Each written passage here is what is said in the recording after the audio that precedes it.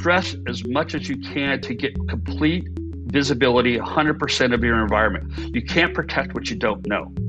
Hello, everyone, and welcome to Caveat, the CyberWire's privacy, surveillance, law, and policy podcast. I'm Dave Bittner, and joining me is my co-host Ben Yellen from the University of Maryland Center for Health and Homeland Security. Hello, Ben. Hello, Dave. Today, Ben discusses the implications of the Supreme Court's abortion decision for digital privacy. I've got the story of a warrant authorizing the use of biometrics, but prohibiting the demand for a password. And later in the show, my conversation with Gary Buonacorsi. He's Tanium's SLED CTO and Chief IT Architect. We're discussing the Cyber Incident Reporting for Critical Infrastructure Act. While this show covers legal topics and Ben is a lawyer, the views expressed do not constitute legal advice. For official legal advice on any of the topics we cover, please contact your attorney.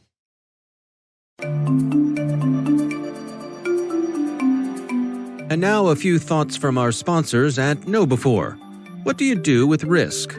We hear that you can basically do three things.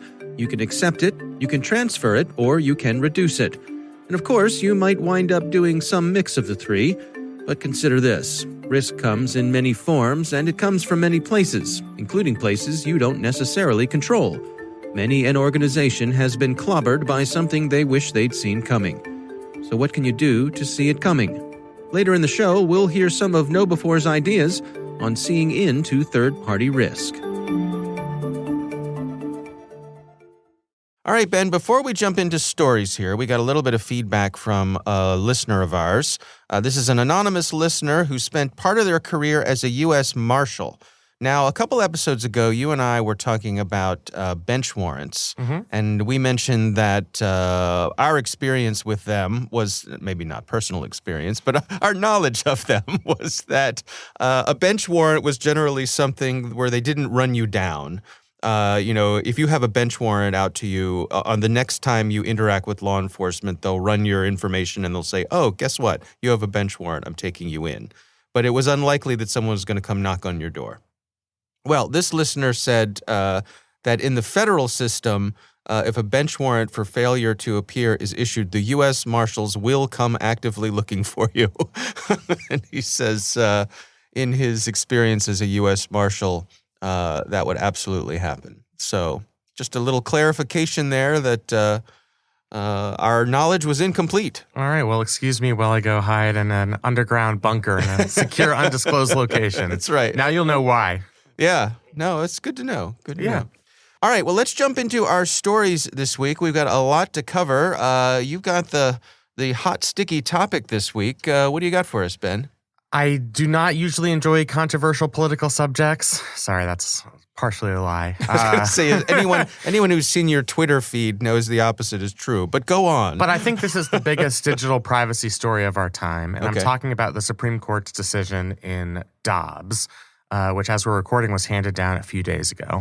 If you are living under a rock, the court in Dobbs, in a split decision, but with a 5-justice majority, overruled Roe v. Wade and Casey v. Planned Parenthood, and threw the issue of abortion rights back to the state, saying that there's no constitutional right to have an abortion. It's up to the state legislatures and the people in the several states to choose the legal regime they want for abortion services. Right.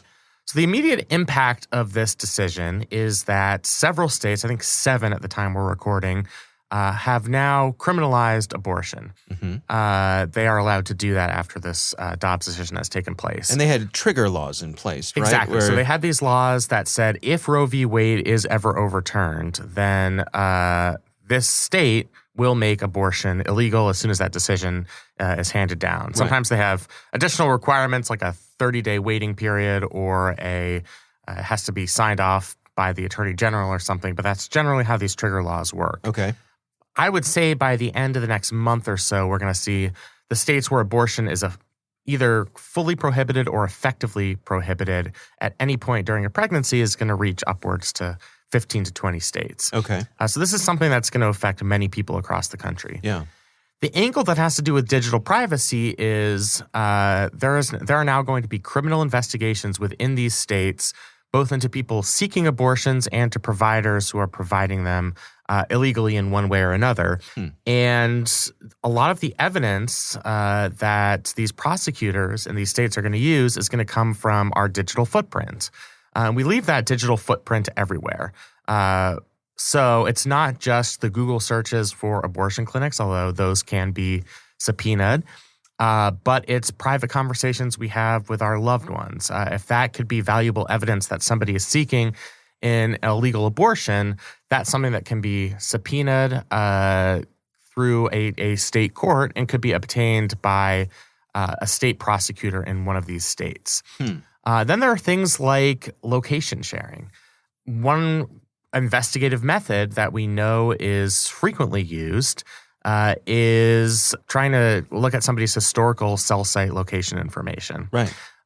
So without disabling location services on your device, you leave a footprint of all the places that you've been. It's stored on your device, usually in some type of maps application. And that's going to be increasingly relevant if there are criminal investigations based on a suspicion that somebody is seeking an illegal abortion. If they are seen traveling to another state and the state prohibits that type of interstate travel, we don't know if that's going to be upheld as constitutional, but certainly a person's location is going to become extremely relevant. Then there are things like period tracking apps. I think we've referenced this obliquely in the past. Right. But in these tracking apps, you're potentially sharing sensitive medical information. And if you're using one of these tracking applications and it's indicated that you miss a period, and then several weeks later, your period shows up, that might be evidence in a state court that you're trying to conceal a terminated pregnancy. So you combine that with, location data that says that you traveled to a state where abortion is legal, and suddenly we got a case against you. Yes, and then combine that with your internet search history, which says, where can I obtain an abortion? Right. How can I get free access to an abortion pill if I live in a state where abortion is illegal? Those are searchable on any public search engine, specifically something like Google, where we know that they collect a lot of private information for advertising purposes to give you suggestions in your search bar. Right. So once you've conducted that search, that information is going directly to Google. Yeah. There are other things like license plate readers, facial recognition software systems that might be set up across state borders. So if the state is trying to surveil people leaving and coming into the state either through airports or across the physical border, that's something that people might need to consider. Alternate transportation routes. If people are recognizing where a license plate has been as part of a broader investigation. All of this is going to be extremely difficult for a layperson. The things you have to do to completely conceal your digital footprint, it's a series of pretty complicated actions. You'd have to disable your location services, which means that you can't access a bunch of applications that rely on location services like Google Maps or Apple Maps or whatever. You have to use encrypted messaging applications. So things like iMessage are encrypted, but Apple has the key. They can unlock it, and these conversations are stored in the cloud. And then things like using incognito browser, which is not foolproof in 100% of circumstances, but something, certainly if you're going to be searching for things that you'd want to do. The big question to my mind is, what are the big tech companies going to do about this? Because they're going to start getting a lot of subpoena requests, warrant requests from these states to obtain this information as states investigate people who have allegedly gotten illegal abortions. And so far, the big tech companies have been rather quiet on this issue. And I think that's alarmed a lot of pro-choice advocates and electronic privacy advocates who might not be in this for the pro-choice element, but just they don't want investigations that rely on this strong digital footprint. Right. And these companies have been a little bit cagey. All of their EULAs say we will comply with lawful law enforcement requests. They'll say we'll push back if the requests are overly broad. But it's hard to know exactly what that's going to mean, and do they have enough of an incentive to push back against these overbroad requests, lest they develop adversarial relationships with law enforcement in some of these states. And we're not just talking here about states in the Deep South like Mississippi. We're also talking about states like Ohio, where abortion is effectively now criminalized. Utah is another one. So states that have areas that are cosmopolitan, big cities, a lot of young professionals working there. And we don't know how the tech companies are going to react when those states request abortion-related data. Yeah. And so until the companies directly answer these questions, and they have not thus far, I think there's this really open question as to whether the big tech companies are going to shield the privacy of people who are seeking abortions. Yeah, I've been thinking about this, and one of the things that has crossed my mind is, it's been, about 50 years since Roe versus Wade was passed. Yep. Right? And so obviously a lot has changed in that amount of time. Related to that, you remember back in it was probably the late 80s when Congress suddenly became very interested in the privacy of your video rental store records, right? Yeah. Because it turns out you could just get someone's video rental store history, and this proved to be problematic for some members of Congress. And quick as a wink, they made it so they put protection in place for that. Yeah, day one. I mean, right. If you're choosing one of the videos, those of us who remember video stores well, if you're choosing one of the videos behind the curtain in the corner, that's right. You're going to be in trouble. That's right. So I'm wondering, are we about to experience something like that here, where kind of a be careful what you ask for thing? I mean, one of the arguments you'll hear about in the abortion debate is that people of means will always be able to have access to abortions. Right. And I think certainly members of Congress can be categorized as being in that category. So what I wonder is if the technology that we surround ourselves with, is that going to make it much harder for folks who are trying to keep something like this quiet because it would be against their best political interest? Are they going to suddenly find themselves under more scrutiny than they would have 50 years ago? And could that trigger, the same way that the video rental store thing did, could that trigger suddenly Congress is very interested in digital privacy? I think that's possible. I mean, there's one current pro-life member of Congress from the state of Tennessee who I think has paid for 3 separate abortions for wives and mistresses in the past. So this is something that certainly does happen. It's not just elective abortion. Right. And if there were a member of Congress who doesn't find it politically advantageous to talk about an experience, and they have something like an ectopic pregnancy that requires them to have an abortion, and they have to travel to a state that's maintained abortion rights, yes, that's going to be a major controversy. I don't think that would galvanize Congress to act, just because there is a very substantial pro-life minority in the House and the Senate right now, but enough that it could stop legislation. And I'm guessing that this time next year there will be a pro-life majority in the House of Representatives at the very least, most likely in the Senate as well. So that means I find that prospect pretty unlikely that it would galvanize members of Congress. I think they would throw the embarrassed member under the bus. I see. And say, what this guy did was wrong, but that doesn't reflect on the rest of our movement. We don't want to, in the words of pro-life legislators, we don't want to inhibit states' ability to investigate illegal abortions. Right. So yeah, I don't necessarily see that as something that's happened. Now, what blue states might do is introduce new privacy protections to protect people traveling from out of state.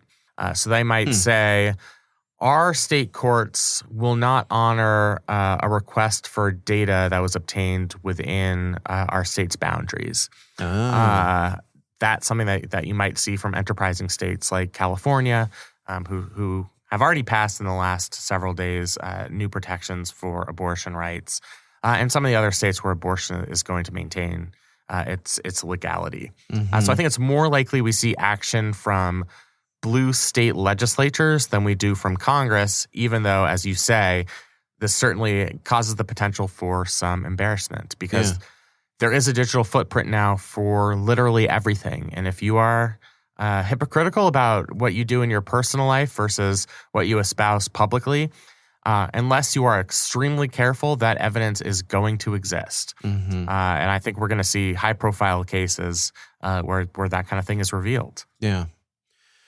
All right. Well, time will tell. It certainly is a fascinating case and potential unintended consequences, right? Yeah, I mean, I think so much of this is uncertain based on how the tech companies react and based on the specifics of the laws that are either triggered in place in these states or that are going to pass in the next several months. Our state's going to be ambitious enough to go after residents who travel out of state. And are they going to go after out-of-state providers? I think those questions the answer to those questions will shed light on how much of a problem this is for digital privacy, regardless of one's view on the abortion issue. All right. Well, we will have a link to that story in the show notes. My story this week revolves around the fact that some federal agents seized a phone of John Eastman, who was someone involved in the January 6th plan.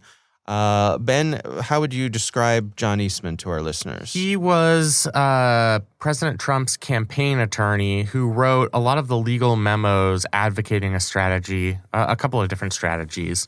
One, to have states send alternate electors to Congress so that there wouldn't be a majority of electors for Joe Biden and the election would have to be thrown to the House of Representatives. And he was an advocate of a legal plan to have Vice President Pence refuse to certify the electors from a number of different states. Okay.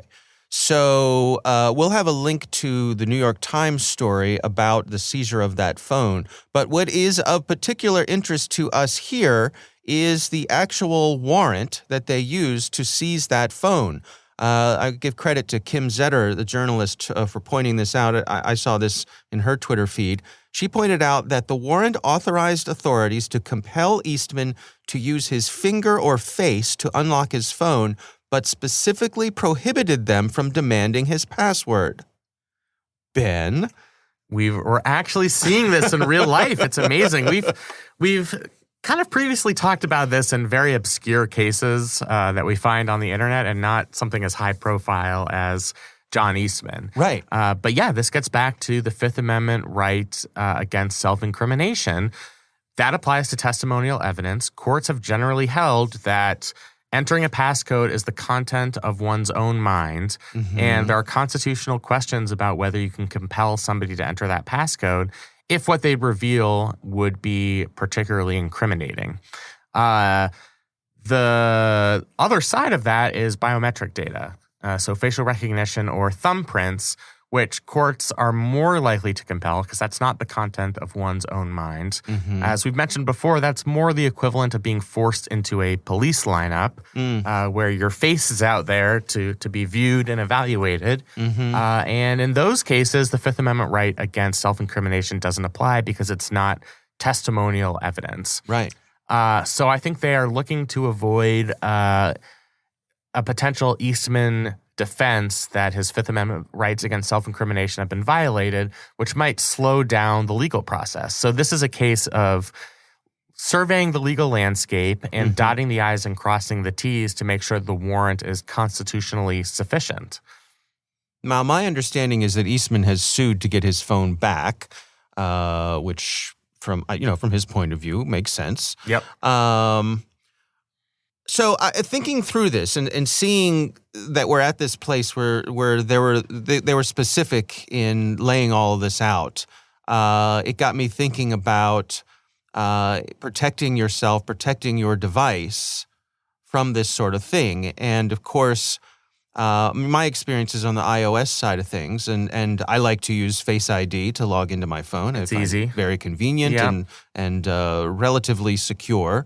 But what do you do if the police come and say, hey, give us your phone? What do you do? Well, So let me walk through my thought process here. Okay. Let's hear it. So on iOS, for example, if you hold down the power button and either of the volume buttons for about 2 seconds, that will lock the phone.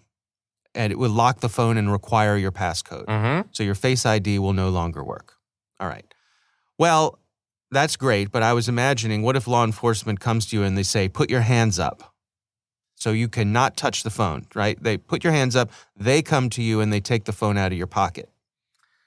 If that's incident to arrest, now to search the phone, because of Riley v. California, they'd need a warrant. But if they had a warrant to do that and they nab you in an arrest and say, put your hands up, right? Then you're going to be out of luck. Well, perhaps. But I did a little digging, Ben. Oh, okay. It turns what do you got for me? That if you summon the little person who lives inside of the phone, whose name begins with S and ends with I, whose name I'm not going to say while I'm recording audio.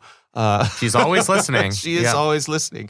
If you summon her and you say to her, who does this phone belong to? That will trigger her to answer and say who she believes the phone belongs to, but it also triggers a locking of the phone. So good to know. Yeah, so it requires a password. You have to do it before a biometric unlocking. In other words, if the police grabbed the phone and immediately held it up to your face and unlocked it, you couldn't then trigger her and request summon the command and then it would lock. It has to be while the phone is locked. So, let's say the phone is in your pocket or the law enforcement is holding it, but not in front of your face. You could say this and it would lock the phone. So news you can use. Yeah, right? we're giving a lot of advice to potential criminals today. That does sound like a better option than what first came to my mind, which is trying to trick the facial recognition by making a funny face. Scrunching your eyes and your nose and right, making your face look like what it does not usually look like when you're trying to unlock your phone. Mm-hmm. Or before you put your hands up, try and dirty up your thumbs with some dirt so that the thumbprint doesn't work. Or just take your phone out of your pocket and chuck it across the room as hard as you can. Yes, that might cause other problems. That could be an obstruction thing. Well, that's what I wanted. That's where I wanted to go next with you. So let's say I do this. Let's say the police say to me, put your hands up. Don't touch your phone. And I say, I summon the phone and I put this thing into place that locks the phone. Could they come after me with obstruction of justice? That's going to be a really interesting case. Yeah. I think it's possible. Yeah. I would not be surprised if we saw a case exactly along those lines at some point. I'm not aware of one that exists right now, but right. That has all of the makings of a fascinating judicial case. Because I'm actively trying to thwart their access in real time while interacting with law enforcement. That's what it takes. I would lean towards that being an obstruction charge, right? But I'm not exactly sure how courts would see it. Yeah. What would not be an obstruction activity would be to use some of these privacy protections before you're in a situation where you're getting arrested. Mm-hmm. So if you look at Kim Zetter's tweets, all of the responses are, this is why I've turned off biometrics on my device. Right. Because I'm afraid of this situation where I'm going to be compelled to unlock my phone and there's a lot of personal, potentially incriminating information on there. Yeah. So that's the immediate step one should take if one were concerned about such a thing. You can disable facial recognition. You can disable the thumbprint. If you do that ahead of time, and it's certainly not obstruction. And then you get into a situation where it's going to be a lot harder to obtain a requisite warrant to get you to unlock the phone because that has Fifth Amendment implications. So that's an action that somebody could take now to protect themselves from being trapped in that type of situation. Yeah. All right. Well, it's interesting, isn't it? Interesting times. It sure is. Yeah. I mean, I know we've talked about it a lot, this distinction between using a passcode and using biometric data, but it's fun to see it out in the wild where it actually might have an impact in pretty important, notorious legal case. Yeah, absolutely. All right. Well, again, we will have a link to that in the show notes. If there's something you would like us to consider for the show, you can email us. It's caveat@thecyberwire.com. So let's return to our sponsor KnowBefore's question. How can you see risk coming, especially when that risk comes from third parties? After all, it's not your risk, until it is. Here's step 1. Know what those third parties are up to. KnowBefore has a full GRC platform that helps you do just that. It's called KCM, and its vendor risk management module gives you the insight into your suppliers that you need to be able to assess and manage the risks they might carry with them into your organization. With KnowBefore's KCM, you can vet, manage, and monitor your third-party vendors' security risk requirements. You'll not only be able to pre-qualify the risk, you'll be able to keep track of that risk as your business relationship evolves. KnowBefore's standard templates are easy to use, and they give you a consistent, equitable way of understanding risk across your entire supply chain. And as always, you'll get this in an effective automated platform that you'll see in a single pane of glass. You'll manage risk twice as fast at half the cost. Go to kb4.com/KCM and check out their innovative GRC platform. That's kb4.com/KCM. Request a demo and see how you can get audits done at half the cost in half the time. And we thank KnowBefore for sponsoring our show.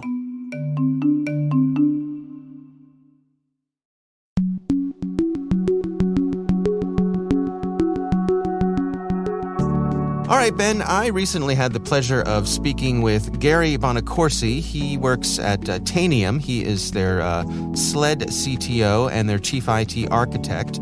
And our conversation centers around the Cyber Incident Reporting for Critical Infrastructure Act. Here's my conversation with Gary Buonacorsi. So I think it's interesting, and I think this legislation that was recently passed by the Biden administration was in regards to the Colonial Pipeline. But I think that was just kind of the most public example of what are, I think, the vulnerability from the country's perspective at large is. Infrastructure has been one of those areas that's been pretty much neglected, I think, from a cybersecurity perspective for a long, long time. And what it's done, it's put a lot of our critical infrastructure at high risk. And if we get to, recent events in Europe indicate, you never know exactly how the geopolitical environment can change from just moments, right? And I think as from a targeting perspective, infrastructure is one of those areas where countries can be very vulnerable because I said from lack of investment. So I think the recent legislation or what it's designed to do is to really help incorporate the knowledge sharing amongst providers of infrastructure, much like we did after 9/11, right? 9/11 was a failure from a lot of intelligence agencies for sharing information. I think in regards to infrastructure, they're trying to get ahead of that and basically not only just reporting events that happen, but basically sharing with other entities that may have similar vulnerabilities about what the defensive actions they can take and their posture. So as you look at this legislation, what is your take on it in terms of, what they set out to do? And do you think as written, is it achievable? That's an interesting question. I was contemplating that before our conversation. And I think it helps in some ways, but it doesn't go far enough in others.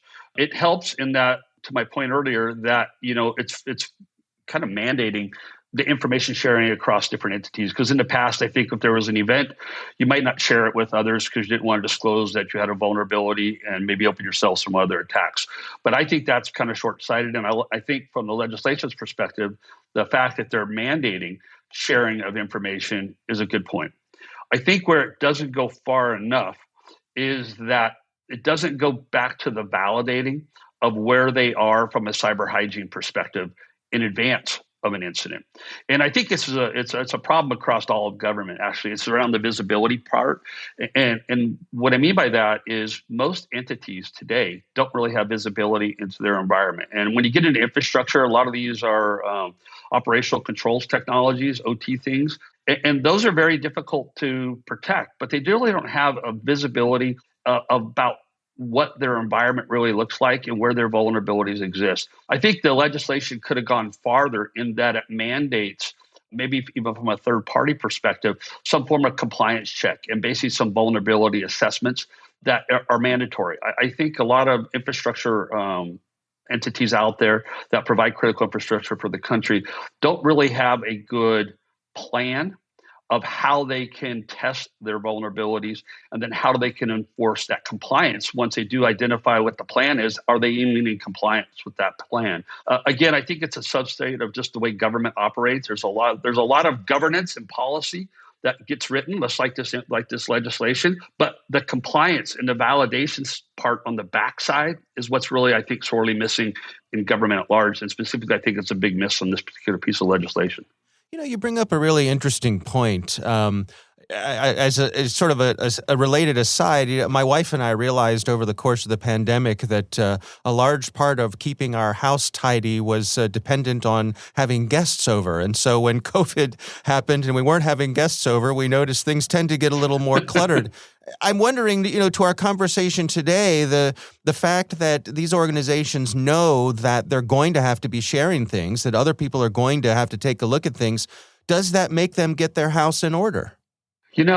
I'm not sure. One of the things I think the Colonial Pipeline incident brought to attention, not only just to Colonial Pipeline folks themselves, but to the industry at large, those people that have critical infrastructure, it really just demonstrated how vulnerable they were. So to your point about, does it going to help them if they're going to share and there's an incident? Is that going to help them clean their house? I'm not sure it really will. I go back to there's really no enforcement mechanism in this legislation. If you're going to, if you have to report an event, that to me, that's after the fact. I think the better approach is to be proactive before an event. And so if you do see something in your environment, sharing that in advance with others, I think is a positive state. But after the effect, post-mortem analysis, if you will, I'm not sure how effective that's going to be in changing behavior across the industry. I just hope they would do it because they realize the vulnerability is there and to begin to get their house in order way before an event happens. Is there any sort of time limit put on them that, they must report within X number of days or hours or so forth? Yeah, I don't remember the exact reporting methodology, but yes, there is a time frame in there and there's a type of incident. So there's a lot of descriptive behaviors of what types of events need to be reported and when and to who. So there is criteria around that. So there is an enforcement mechanism to, I guess, from the reporting perspective. But I go back, there's really no enforcement mechanism to get them preventative prior to happening. It's kind of like you think about it. It's like leaving your front door unlocked and you hope somebody doesn't walk in. Instead of just checking your locks and making sure you have a process where you're always constantly locking and reinforcing your front door. If you don't do that up front, you're just waiting for someone to walk in the front door. And then after that, it's too late. How is industry responding to this? That's interesting because I think the industry is taking this serious. What I don't think they have today is a real plan on how to proactively get in front of this. And I'll use like the power grids, for example. I think that's probably probably one of the most vulnerable areas. And part of it is the challenge from a technology perspective is how do you protect something so fast and basically complicated and run by a bunch of independent entities? If you think about it, the power grid system is really a mesh network of power providers, energy providers. So how do you go? You're only as strong as your weakest link, right? And so you may have 95% of the people that are doing a great job at this, but then you have that 5% or even 1% or even a fraction of percent. That's where that vulnerability happens. And in regards to the electrical grid, it doesn't take a lot. You can have a cascading effect, right? Especially right now. You have the heat of summer that's going across the United States right now. The power grid's already stretched to the limit. You start breaking those small parts of that, and you can have a cascading effect that could be a domino. It can take down an entire system. So I think they're taking it seriously, but I don't know if they're able, just from the complexity of it, I don't think there's what would I use? I don't think there is a universal approach to how everybody works together to basically harden their infrastructure. And when you have a bunch of independent operators, that just makes that challenge even more difficult. What sort of advice are you providing to the folks that you work with in terms of making sure that they have what they need or they're properly preparing for this? That's a great question. So I think it starts with the basics. And one of the things I think government as a whole struggles is the basics, and that they lack visibility. They don't really even know what's in their environment, especially when you get to industrial controls. It's not just, your servers, your laptops, your desktops, and your environment and your systems that your operators work off of, but it's really the industrial controls themselves. Everything is connected to a network these days. Even your industrial controls, everything's operated remotely. There's very little hands-on. So when you think about that, when you lack visibility into what your environment looks like, you don't have certainty. And so if you don't have the certainty and visibility, then you really are just basically shooting darts at a dartboard. You don't know where your vulnerabilities even are. So what we advise people, at least what I advise people that I'm talking to, is stress as much as you can to get complete visibility, 100% of your environment. You can't protect what you don't know. And so that's where I stress for everybody that visibility is the key. It's a key for every cybersecurity framework, whether you use NIST, National Institute of Science and Technology, or CIS, Computer Information Systems, controls, whatever that framework is, it always starts with visibility and knowing what your assets are, where they are, and what's running on them. My sense is that with critical infrastructure, we seem to be playing a bit of catch up here. First of all, do you agree with that? And if so, do you envision a time when we're able to keep pace?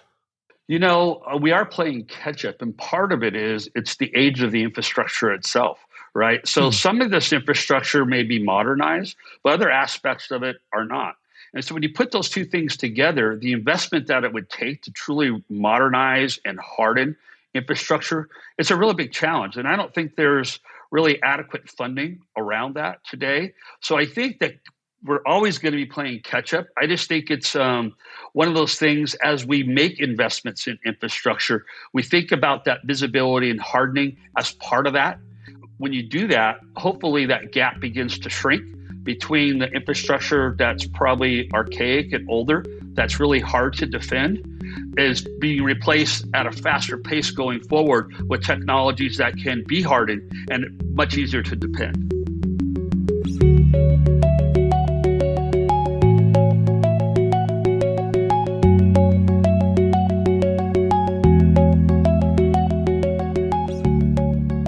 All right, Ben, what do you think? I think we've kind of heard this message echoed from a lot of different experts that this is a really important first step. Reporting is good to establish governmental knowledge, institutional knowledge of the threat landscape to critical infrastructure. Right. We've seen the real world effects of ransomware attacks and other cyber attacks on critical infrastructure, and I think all of us expect it to get worse. But a reporting requirement is only the first step. I think we're still far from a comprehensive solution, which is to better protect critical infrastructure. That's going to happen at the state level, I think, more prominently in the short run than at the federal level. I think it's a more direct risk to states and localities, even though, of course, the federal government maintains and controls a lot of critical infrastructure. But I think we should just see this as the first step and not the end game in terms of protecting critical infrastructure from cyber attacks. Yeah, it really is one of those, examples for me anyway, where the devil is in the details. Like as you say, this is a good first step, and we're headed in the right direction, it seems. But there's still a lot of details to work out. Right, exactly. All those edge cases, right? Yeah. All right. Well, again, our thanks to Gary Buonacorsi for joining us. We do appreciate him taking the time. We want to thank this week's sponsor, KnowBe4. If you go to kb4.com/KCM, you can check out their innovative GRC platform. That's kb4.com/KCM. Request a demo and see how you can get audits done at half the cost in half the time.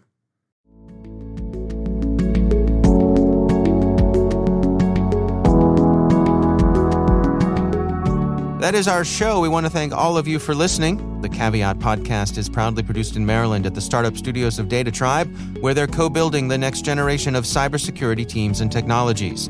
Our senior producer is Jennifer Iben. Our executive editor is Peter Kilpie. I'm Dave Bittner. And I'm Ben Yellen. Thanks for listening.